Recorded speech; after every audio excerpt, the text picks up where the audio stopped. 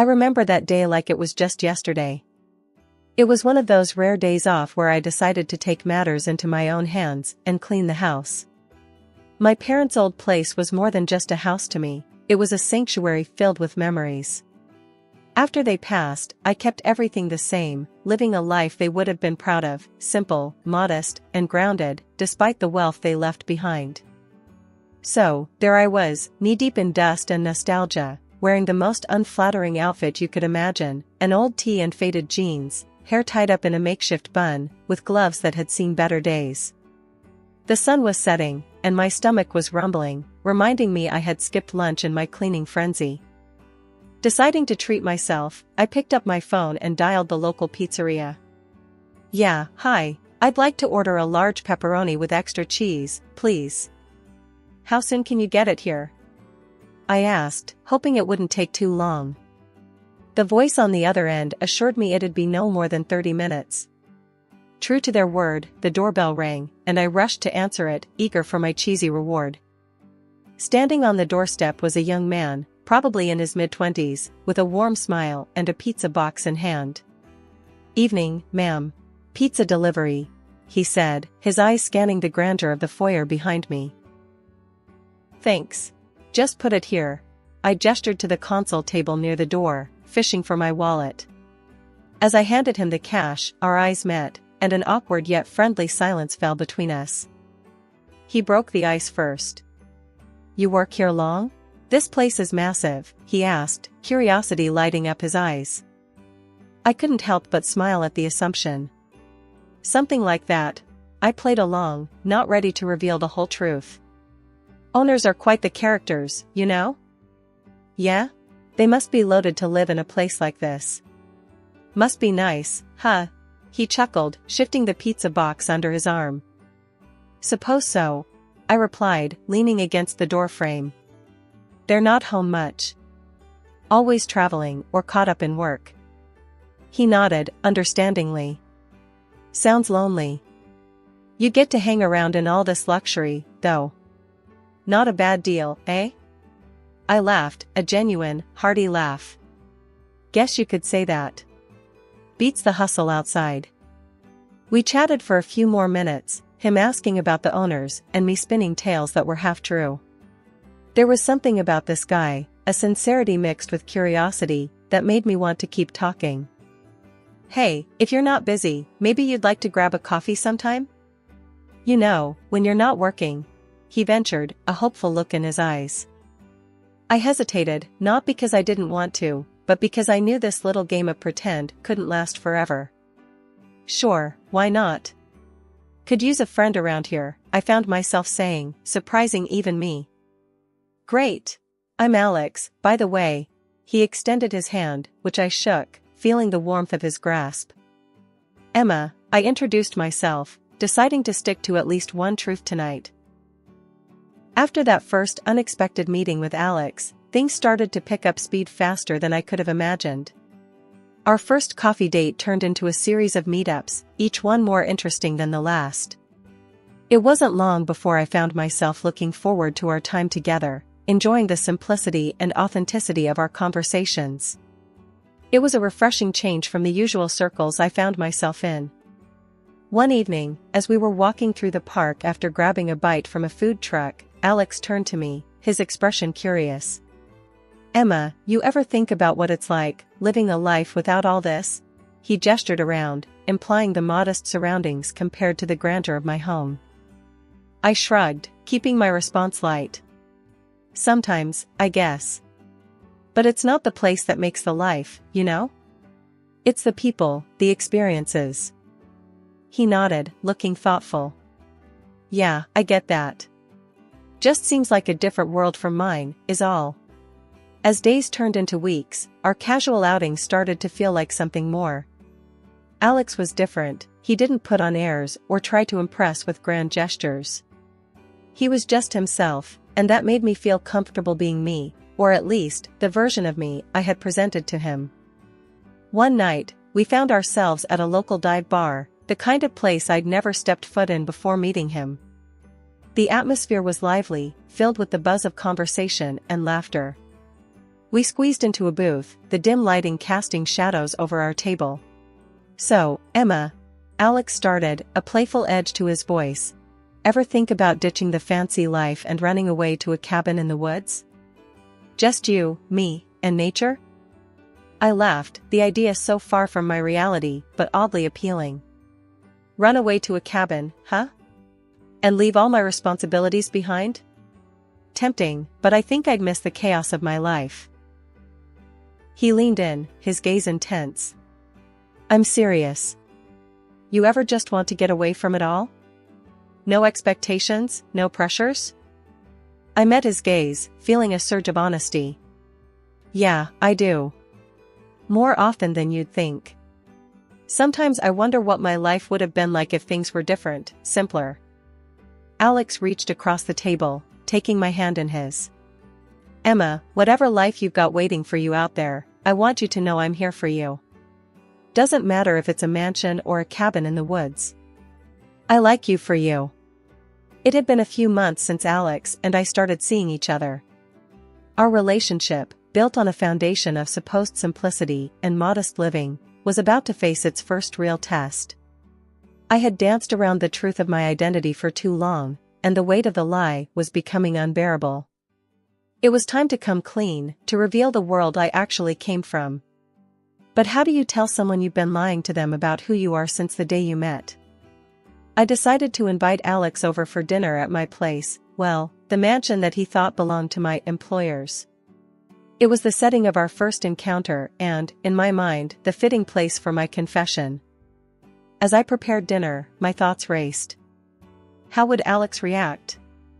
Would he see me as a liar, or would he understand why I did it?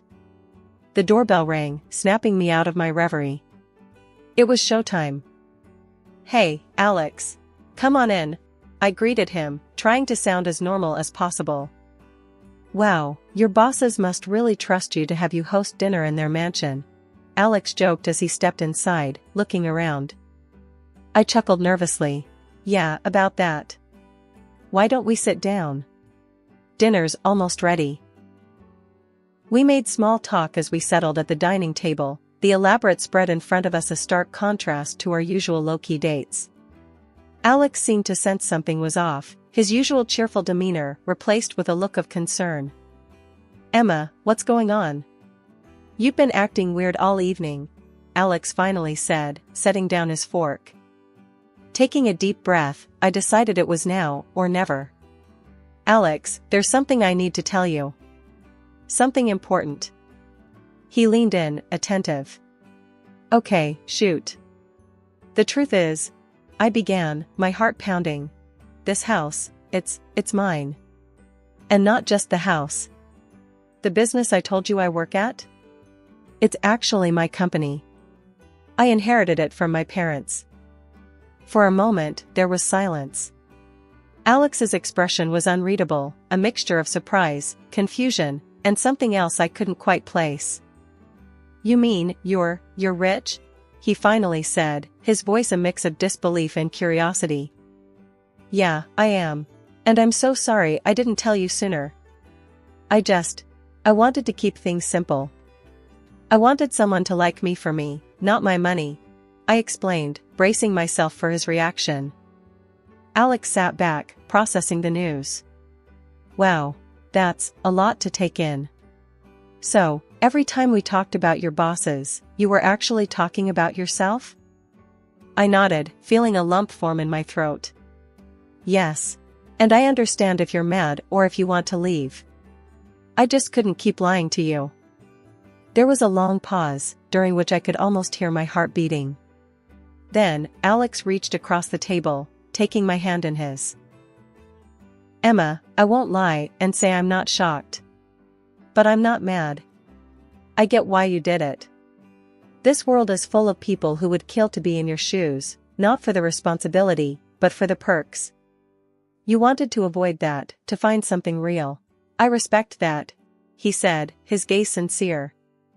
I felt a wave of relief wash over me, mixed with a twinge of guilt for ever doubting him. "Really? You're not upset?" Alex shook his head. "No. I like you, Emma. Not your money, not your mansion. You. This doesn't change how I feel. His words were like a balm to my frayed nerves. The fear of rejection, of judgment, melted away, leaving a sense of hope and newfound trust between us. Thank you, Alex. That means everything to me, I said, feeling a weight lift off my shoulders. We spent the rest of the evening talking openly about my life, my family, and the business. I shared stories I had never told anyone, feeling a connection to Alex that went deeper than before. After I let Alex into the real world of my wealth, things took a turn I didn't expect. He was all in, more than I ever dreamed. One evening, out of the blue, he dropped the question that would change everything. "Marry me, Emma," he said, his eyes shining with something fierce. "Let's do it big, in some jaw-dropping place. Then jet off somewhere, just you and me." The idea set my heart racing. A family with Alex, something real and mine, was all I ever wanted. But his vision of grandeur threw me. "Alex, I love the thought of us, a future," I started, trying to keep my voice steady. "But why all the flash? Can't we discover each other without splashing out?" He didn't take it well. The look on his face was like I slapped him. "What, my idea's not good enough?" he shot back, a sharp edge in his voice. "No, it's not that," I hurried to explain. "It's just, I thought, maybe we could keep it simple, focus on us." He scoffed, shaking his head. "Simple. Right. You're probably just too embarrassed to waste your cash on someone like me." That stung. "Alex, stop. It's not about the money. I thought you knew that." He didn't say anything for a moment, just stared at me like he was seeing me for the first time. Then, without another word, he walked out. He ghosted me for days after that, leaving me to stew in worry and doubt. Had I hurt him that bad? Was I wrong? I couldn't stand the silence and uncertainty. I picked up the phone and dialed his number, my heart pounding in my chest. "Alex?" I said when he finally answered, my voice barely above a whisper. "Emma," he replied, his voice cold, distant. "I'm sorry," I blurted out, the words tumbling out in a rush. "If the wedding you want is what you need, we can talk about it. I miss you." There was a pause, long enough for my heart to sink. Then, slowly, he spoke. "I miss you too. Maybe I pushed too hard. It's just, being with you, it's all so new to me." I got carried away. Relief washed over me, warm and soothing. "It's okay, Alex. We're in this together, right? Let's figure it out, find a middle ground." "Yeah," he said, a hint of the old warmth returning to his voice. "Together."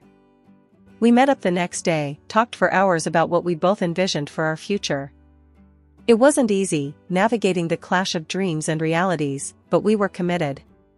We agreed to take things slow, to focus on building us, before diving into any lavish plans. Living with Alex in my house started off as a dream.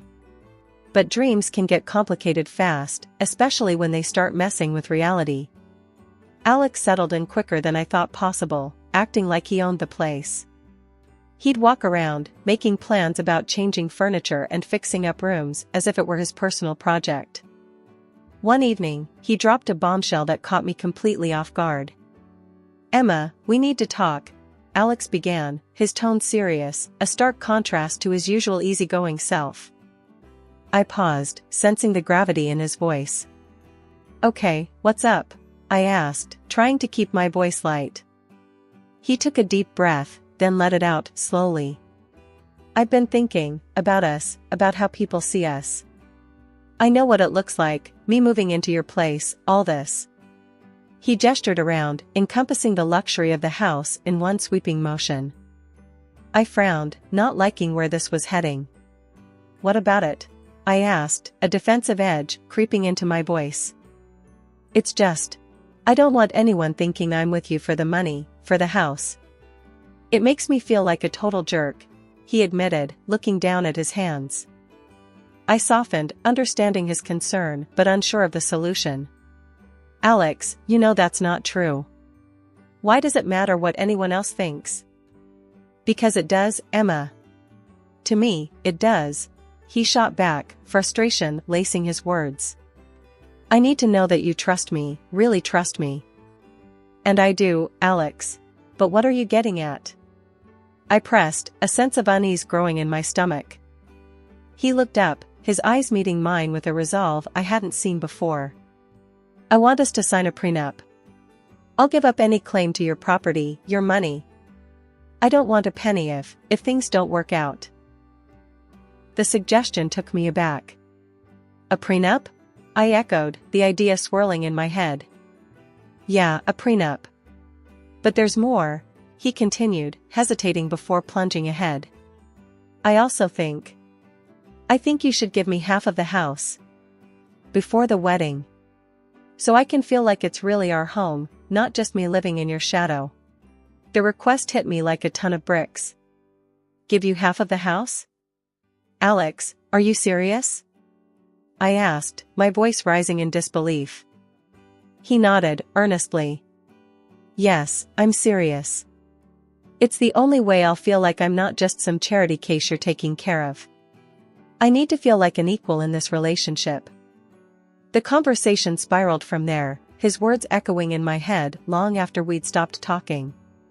The idea of giving Alex the house, of proving my trust in such a tangible, irreversible way, felt daunting. Yet, his plea tugged at my heartstrings. He was convincing, passionate even, about making this work, about us being equals. In a moment of emotional turmoil, I agreed. Okay, Alex. If it means that much to you, we'll do it your way, I said, the words tasting like ash in my mouth. Walking out of Mr. Thompson's office, I was still in a daze from what we'd just done.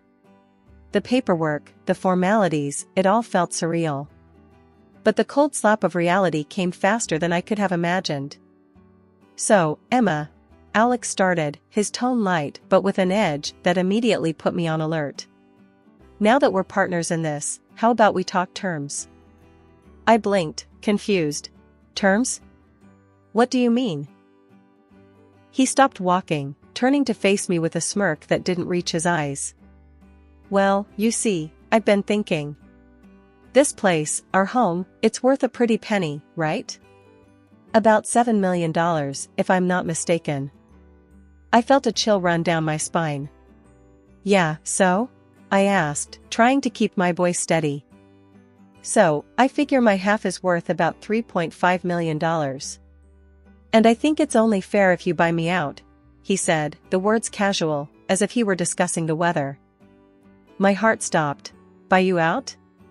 Alex, what are you talking about? This was supposed to be our home, not an investment.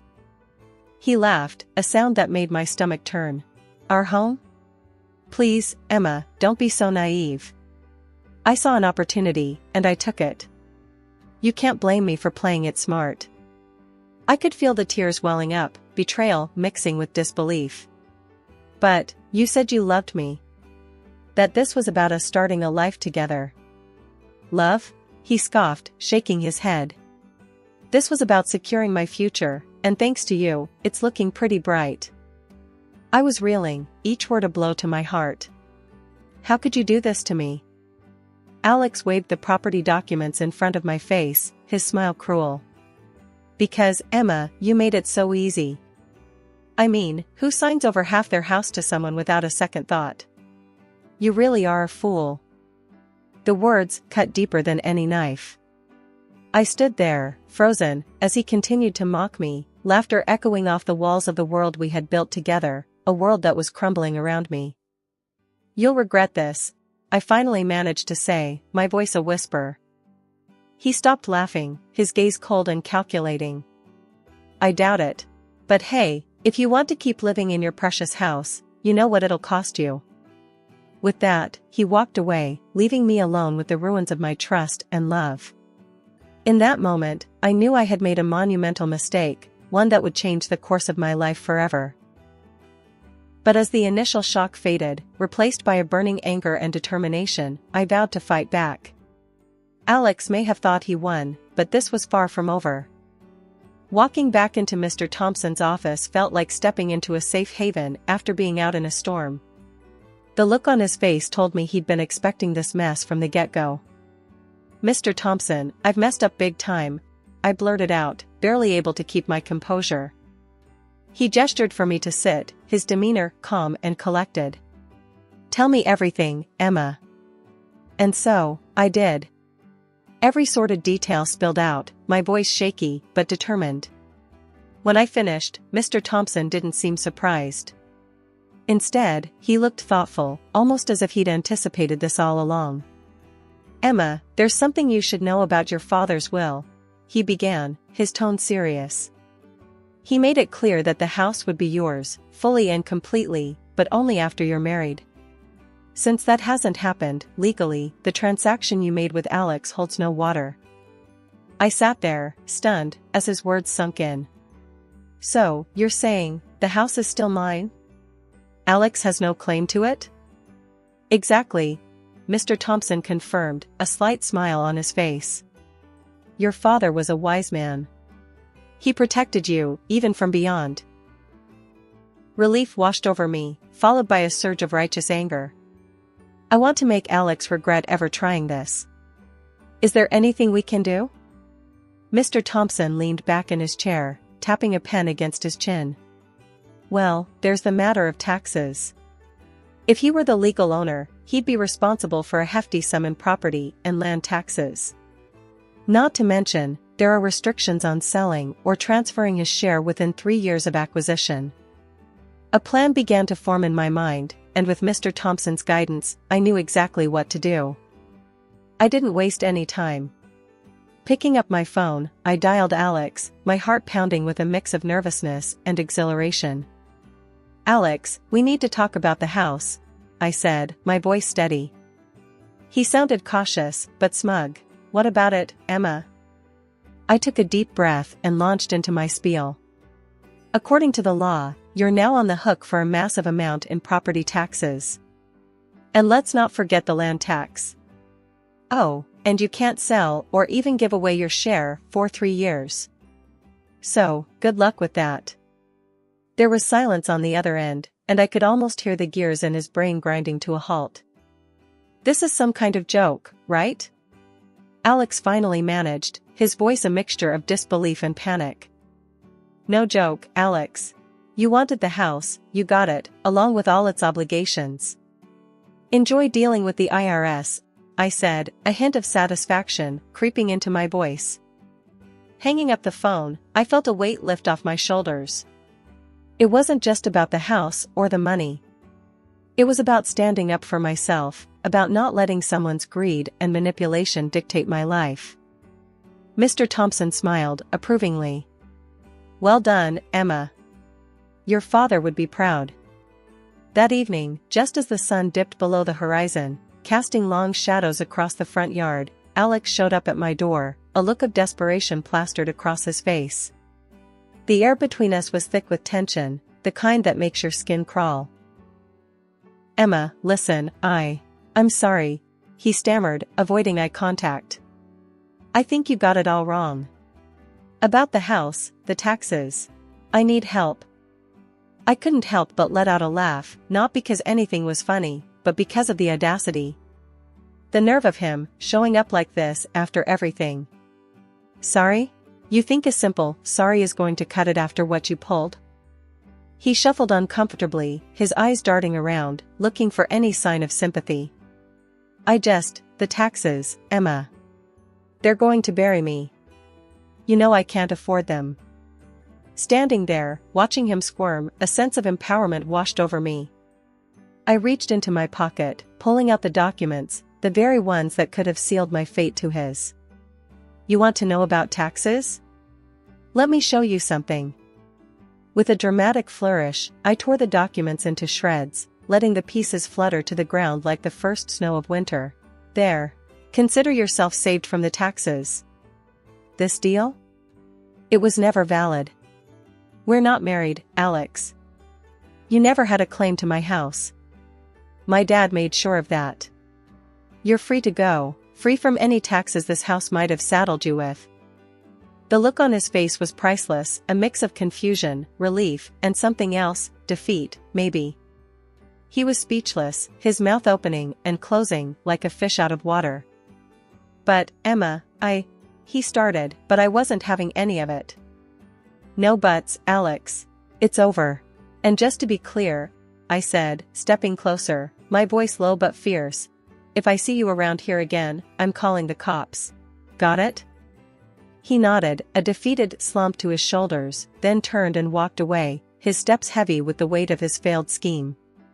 Watching him go, I felt a chapter of my life closing, one I was all too happy to end. As I gathered his belongings, dumping them unceremoniously on the curb, a promise to myself took shape in my mind. Never again would I let myself be so blinded by love or anything else that I ignore the glaring warning signs. I had learned my lesson, a costly one, but one that would guide my steps moving forward. The doorbell rings and I freeze.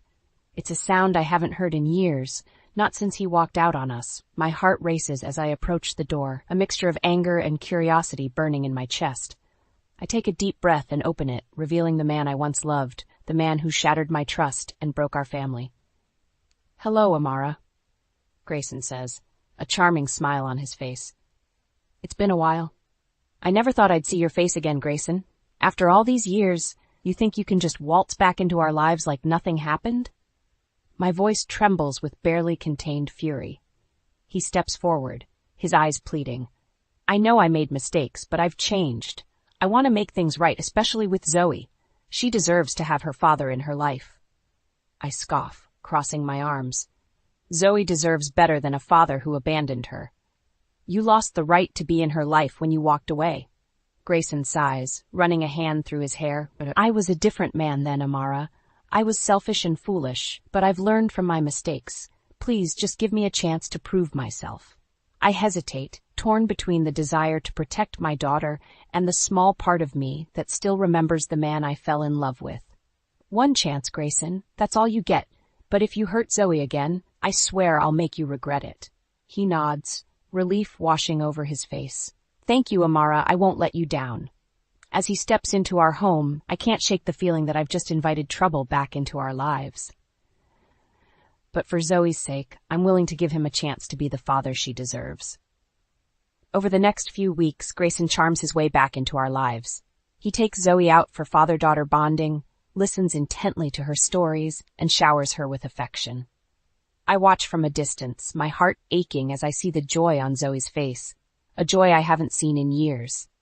One evening, as we're cleaning up after a catering event, Grayson approaches me with a proposition. "Amara, I've been thinking about your business. I have some ideas on how we can expand, take things to the next level." I raise an eyebrow, surprised by his sudden interest. "I appreciate the offer, Grayson, but I've been managing just fine on my own." He leans in, his eyes sincere. "I know you have, but imagine what we could achieve together. With my business knowledge and your culinary skills, we could make this catering company the talk of Houston." Against my better judgment, I find myself considering his offer. The prospect of growing my business is tempting, and having Grayson's support could make it easier. "I'll think about it," I concede, "but I'm not making any promises." Grayson smiles, his eyes twinkling with excitement.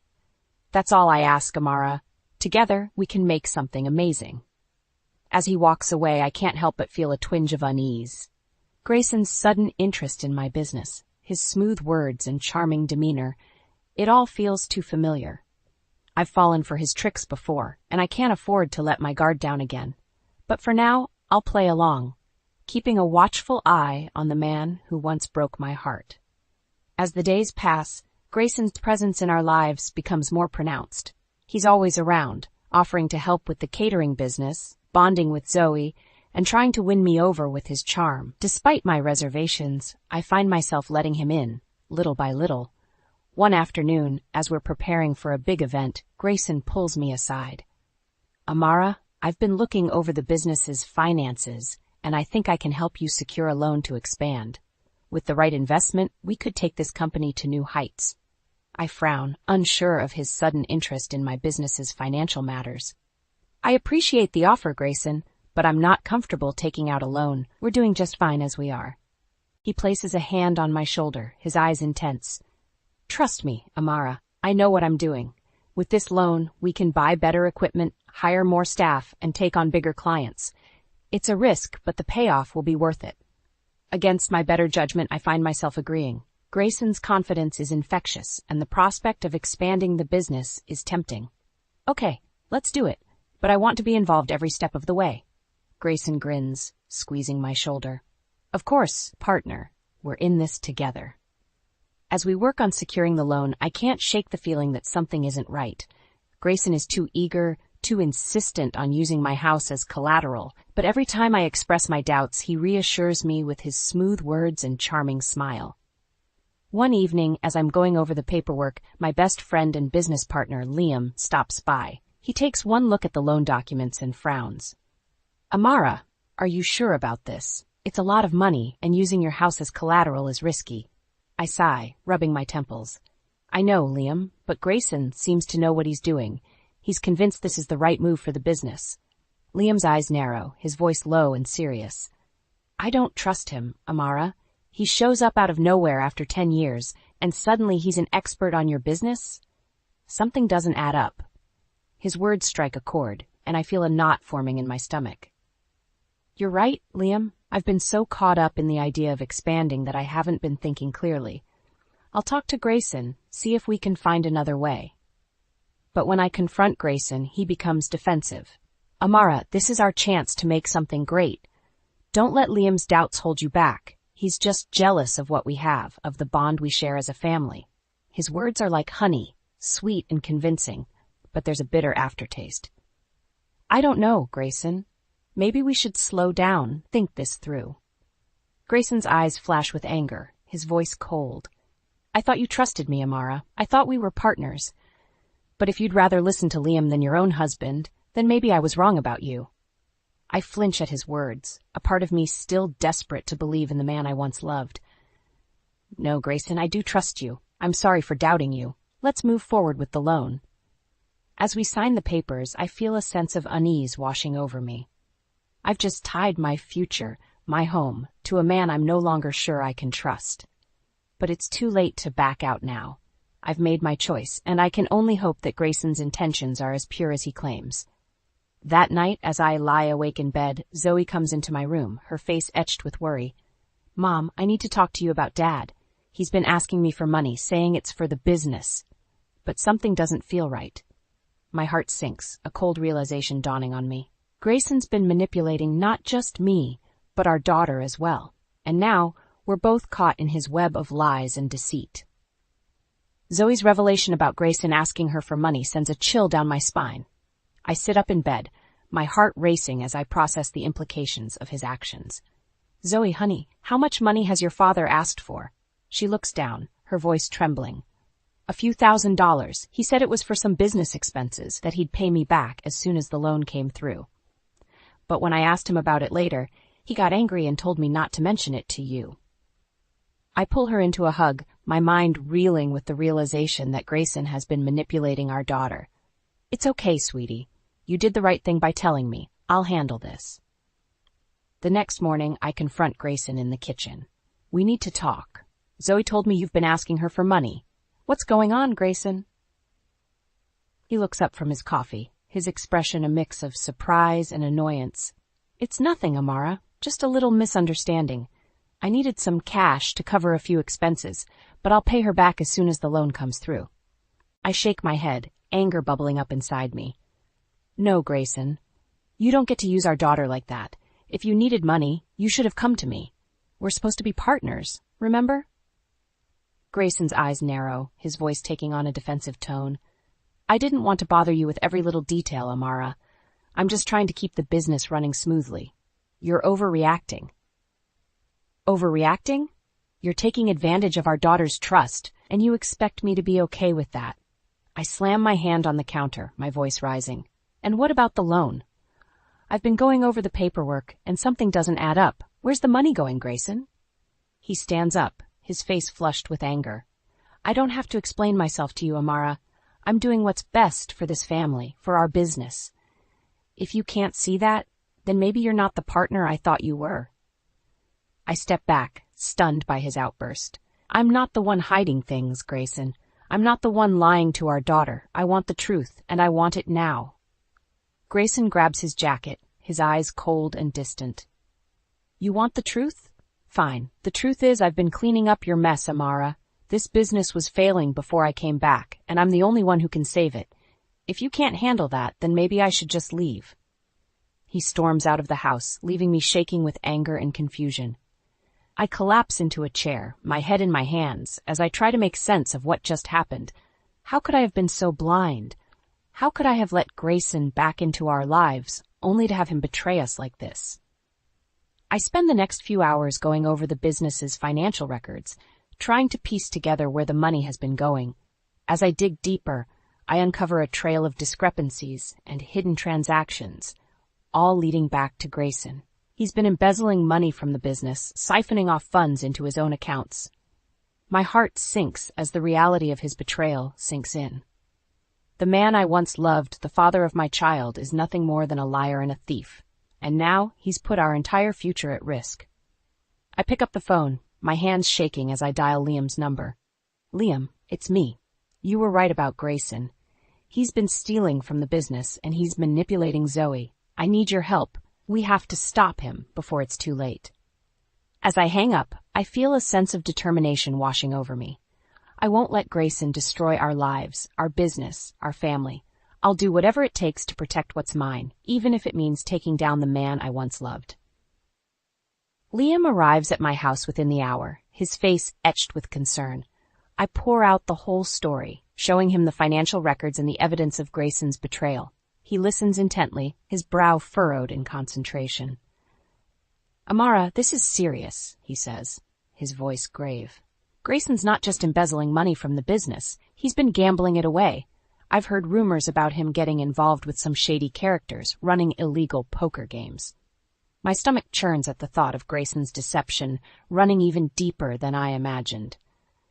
I can't believe I let him into our lives, Liam. I trusted him, and he's been lying to me this whole time.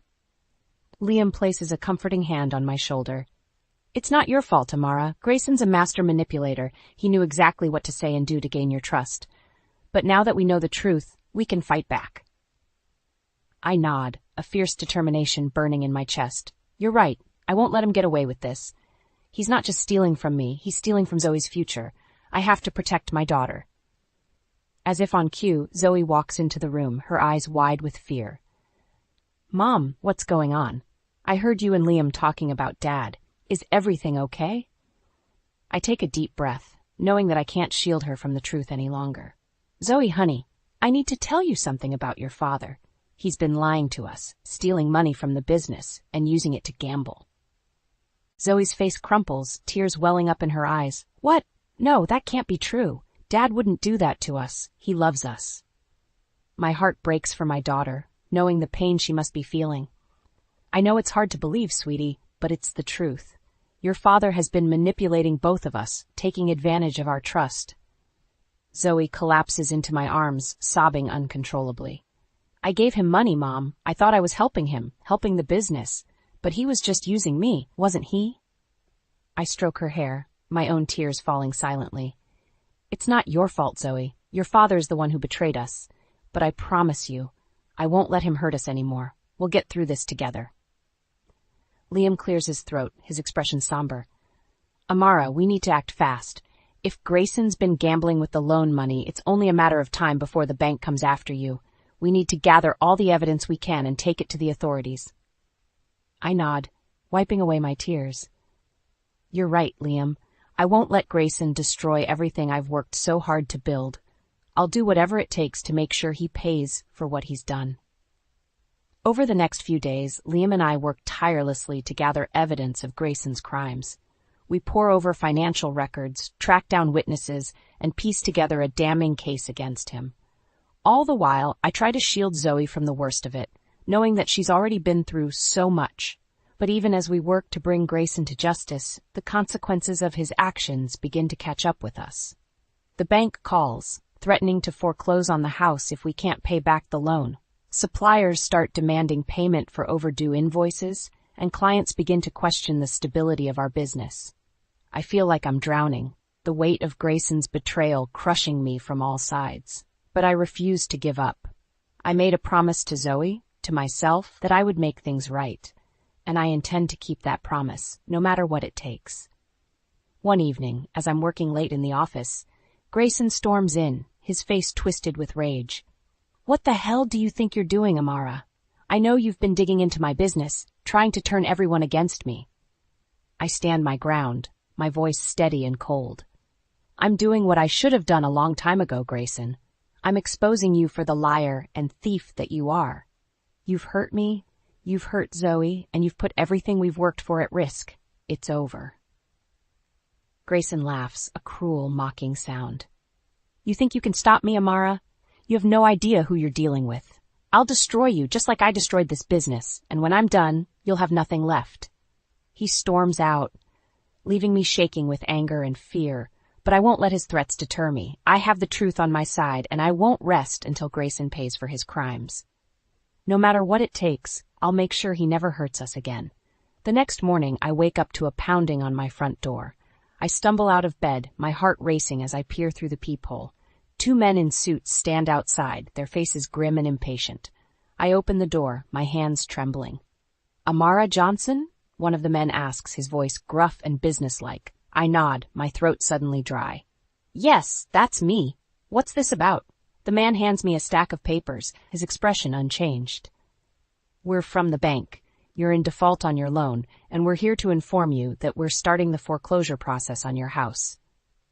My stomach drops, a wave of panic washing over me. "Foreclosure? No, there must be some mistake. I've been making payments on time." The man shakes his head, his voice cold and unsympathetic. "Not according to our records. You've missed several payments, and the loan is now in default. You have 30 days to bring the loan current, or we'll be forced to take possession of the property." I stand there, stunned, as the men turn and walk away. I close the door, my legs giving out from under me as I sink to the floor. How could this be happening? How could Grayson have let things get this bad? I pick up my phone, my hands shaking as I dial Liam's number. "Liam, it's me. The bank was just here. They're going to foreclose on my house if I don't come up with the money." Liam's voice is calm and reassuring on the other end of the line. "Okay, Amara, take a deep breath. We'll figure this out." I've been doing some digging into Grayson's past, and I think I might have found something that can help us. I feel a flicker of hope, a glimmer of light in the darkness. "What did you find?" It turns out Grayson has a history of scamming women, running illegal gambling rings, and embezzling money from businesses he's been involved with. I've tracked down some of his former partners and victims, and they're willing to testify against him. I let out a shaky breath, my mind reeling with the implications of Liam's discovery. "So, we have a case against him? We can prove that he's been stealing from the business, from me and Zoe?" "It's a start," Liam says, his voice cautious but determined. "But we need more evidence, something concrete that ties him directly to the embezzlement and the illegal gambling." "I have an idea, but it's risky." I feel a surge of determination, a fire burning in my chest. "I'll do whatever it takes, Liam. I won't let Grayson destroy our lives any more than he already has." Over the next few days, Liam and I worked tirelessly to gather evidence against Grayson. We tracked down his former associates, convinced them to turn over records and testimony, and pieced together a damning case against him. All the while, I tried to keep up appearances at work, not wanting to let on to Grayson that we're closing in on him. But Grayson is growing increasingly erratic, his behavior more and more unpredictable. He shows up at the office at odd hours, demanding to see the books, accusing me of trying to undermine him. I do my best to keep my cool, knowing that any slip-up could jeopardize our plan. One evening, as I'm working late in the office, Grayson bursts in, his eyes wild with anger. "You think you're so clever, don't you, Amara? You think you can outsmart me, turn everyone against me?" I stand my ground, my voice steady and calm. "It's over, Grayson. We have evidence of your crimes, of your lies and your betrayal. You're going to pay for what you've done to me, to Zoe, to this business." Grayson lunges at me, his hands reaching for my throat. I dodge out of the way, my heart pounding in my chest. "You'll never prove anything," he snarls, his face twisted with rage. "I'll destroy you, Amara. I'll take everything you love and burn it to the ground." I back away, my hand reaching for the phone. "You're wrong, Grayson. You've already lost, and now you're going to face the consequences of your actions." I dial 911, my voice shaking as I report the assault. As the police sirens grow closer, I feel a sense of relief wash over me. It's not over yet, but for the first time in months, I feel like I'm taking control of my life, my future, and I won't let Grayson take that away from me again. The police arrive within minutes. We're taking Grayson into custody. As they lead him away in handcuffs, he shoots me a venomous glare, his eyes promising retribution, but I refuse to let his threats intimidate me. I've come too far to back down now. In the days that follow, Liam and I put our plan into action. We reach out to Grayson's former associates, the ones he's scammed and cheated over the years, and convince them to join forces with us. Together, we devise a scheme to lure Grayson into a trap, to catch him red-handed in the act of his crimes. It's a risky gambit, but it's the only way to ensure that Grayson pays for what he's done. We set up a high-stakes poker game, spreading the word through the underground gambling circuit that Grayson used to frequent. We make sure that the game is heavily monitored, with undercover police officers posing as players and dealers. The night of the game arrives, and I feel a mix of nerves and anticipation as I watch from a hidden camera. Grayson swaggers into the room, his arrogance on full display. He takes a seat at the table, his eyes gleaming with greed as he surveys the other players. As the game progresses, Grayson becomes more and more reckless, betting larger and larger sums of money. I watch as he pulls out a wad of cash, the same cash that he embezzled from our business, and tosses it onto the table with a smirk. But just as he's about to rake in his winnings, the undercover officers spring into action. They surround the table, their badges glinting in the dim light. "Grayson Mitchell, you're under arrest for fraud, embezzlement, and illegal gambling," one of the officers says, his voice stern and authoritative. Grayson's face turns pale, his eyes widening in shock. He tries to run, but the officers are too quick. They tackle him to the ground, handcuffing him as he struggles and curses. I step out from behind the camera, my heart pounding in my chest. Grayson looks up at me, his expression a mix of fury and disbelief. "You set me up," he snarls, his voice dripping with venom. "You'll pay for this, Amara. I'll make sure of it." I shake my head, my voice calm and steady. "No, Grayson. You're the one who's going to pay. You've hurt too many people, destroyed too many lives. It's time for you to face the consequences of your actions." As the officers lead Grayson away, I feel a sense of relief wash over me. It's not over yet, I know. There will be a trial, a long and painful process of unraveling the web of lies and deceit that Grayson has woven.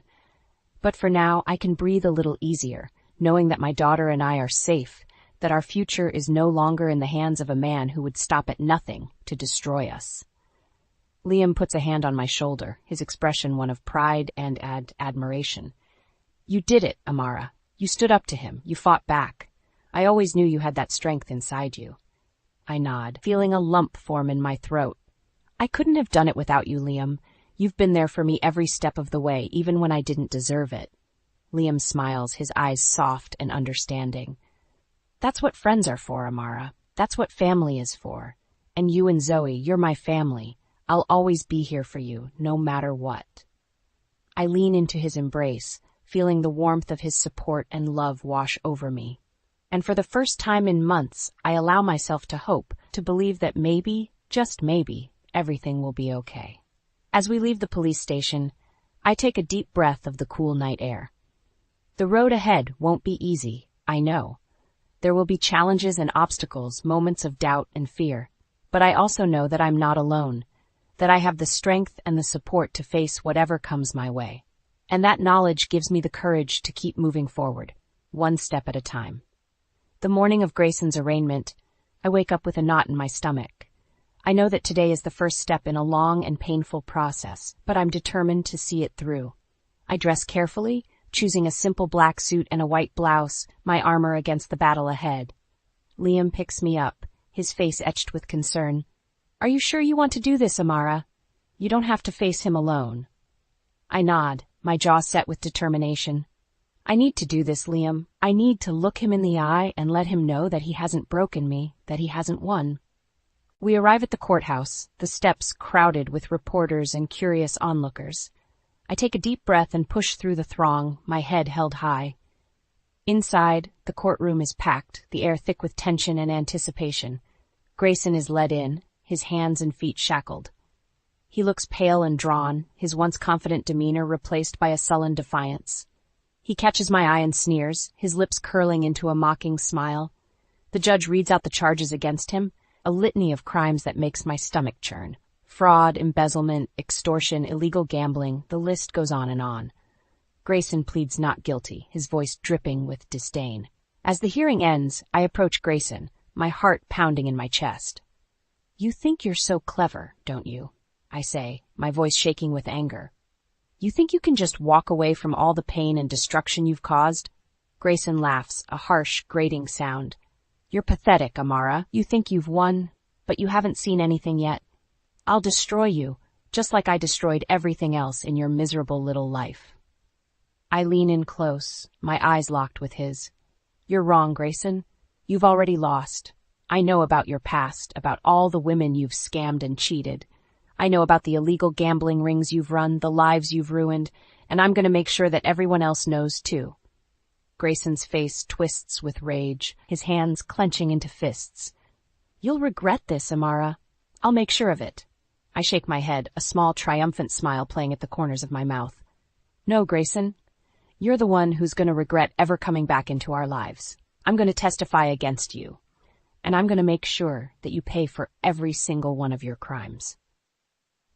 As the guards lead Grayson away, I feel a sense of relief wash over me. It's not over yet, I know, but I've taken the first step. I've faced my demons and come out stronger on the other side. Outside the courthouse, I find Zoe waiting for me, her face streaked with tears. "Mom, I'm so sorry," she sobs, her body shaking with grief and anger. "I can't believe I ever trusted him, that I ever let him into our lives." I pull her into a tight hug, my own tears mingling with hers. "It's not your fault, Zoe. He fooled us all, but we're going to get through this together, I promise." Zoe pulls back, her eyes blazing with determination. "I want to testify against him, Mom. I want to tell the court what he did to me, how he manipulated me and used me." I nod, my heart swelling with pride and love for my brave, resilient daughter. "We'll do it together, Zoe. We'll make sure that he never hurts anyone else again." As we leave the courthouse, hand in hand, I feel a sense of hope and purpose that I haven't felt in years. I know that the road ahead will be long and difficult, that there will be setbacks and challenges along the way. But I also know that I have the strength and the support to face whatever comes my way. And that knowledge gives me the courage to keep moving forward, one day at a time.